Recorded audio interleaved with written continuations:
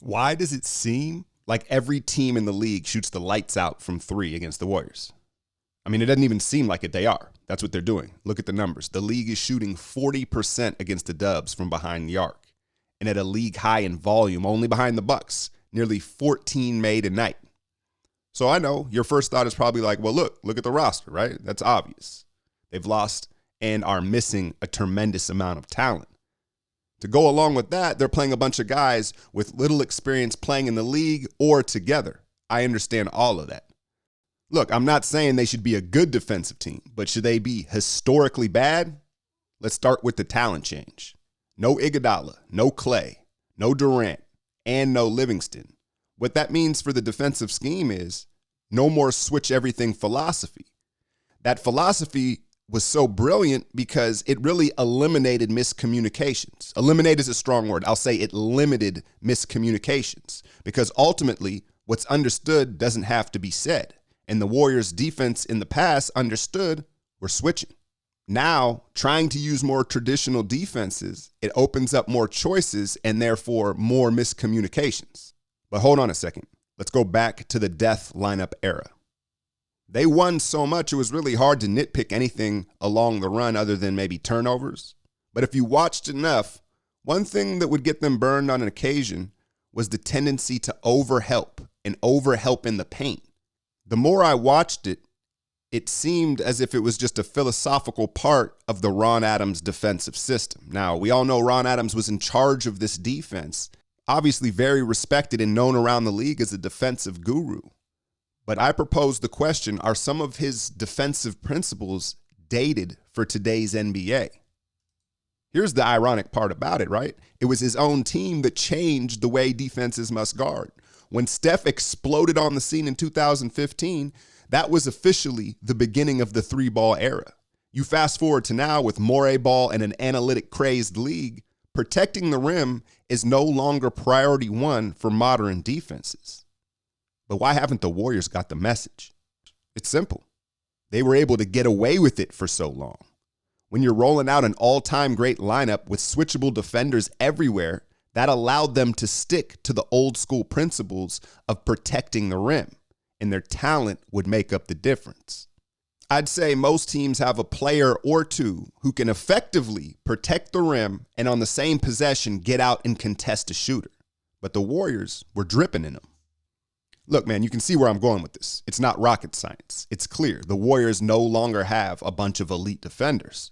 But the bigger point is that those elite defenders were masking a dated defensive philosophy. Now, I know Ron Adams has handed the day-to-day duties over to Jarron Collins, but the principles remain the same. Adams is particularly known for molding and helping big men become better defensively. So it would make sense that he preaches protecting the rim. Not to mention Collins was a center himself. Again, no one is expecting this roster to be a top 10 defense. But having these young guys overhelp down in the paint, they're not able to recover out to shooters like the Iguodalas and even the Livingstons were. That is why we are seeing every team, despite how well they shoot normally, put on a light show against the Dubs. In a three-ball era, their defensive principles still prioritize protecting the rim. Don't get me wrong, you can't just give up dunk after dunk. There has to be a balance given the matchup. But the Warriors' balance is skewed too far towards paint protection. The other big problem I see when it comes to defending the three-point line is not adjusting to the hot hand. Danilo Gallinari, Duncan Robinson are two examples this season. Guys that are already known shooters. But once they've hit a couple of them, now it's time to sell out and commit to them not getting open looks, which means running them off the three-point line and not leaving them to help others. Now, I know that this falls on the players who are actually out there making these decisions, but the coaching staff is responsible for this as well because a lot of the time you'll see them eventually make the adjustment, but a lot of the time it's too late. The dude's already having a career night. Let me reiterate my two main issues. Number one, first and foremost, is help defense and the abundance of over-helping down in the paint. And sometimes it's not just one guy helping too soon or too far. It's multiple guys helping down into the paint and leaving the perimeter exposed. It was Pop that made the phrase help the help famous when it comes to defense. And essentially, the Warriors' second rotation is always out of position. They can't help the help because they're where the help is in the first place.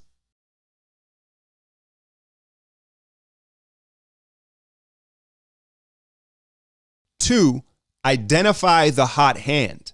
When a known shooter gets a rhythm early in the game, you can no longer play them straight up. You must sell out by running them off the three-point line, not going under screens, and staying connected to their body. Big picture, though, I think that the coaching staff just needs to have a little more trust in the players, and then the players can have more trust in their teammates. Because the abundance of overhelping that's going on 1 through 5 is really the root of all these three-pointers being made. I'll leave you with this last point. How about stop sending double teams to tier 2 scorers? Anthony Davis in the post, Giannis in the post, of course, you've got to send the double. Lauri Markkanen, Julius Randle, let's wait and see exactly what they can do before we grant them that gravitational pull. Anyway, I know this is kind of turned into a rant, but it's a subject matter that I wanted to throw out there and discuss with the rest of Dub Nation, because I know while this season it may not matter much, and in fact it might be helping the bigger picture, I think it is an issue that needs to be addressed moving forward when we are at full strength and ready to make a run at things. If you're interested in more stuff like this and more intense and deep coverage of the Warriors in basketball, please check out my Patreon. We've got a nice little community there without trolls where we can discuss smart basketball subjects, dive a little bit deeper, and I'm constantly providing unique content. So support your boy. Give it a shot. It can be as little as $1 a month. I'm out, y'all. I've been winning so long, it's like alchemy.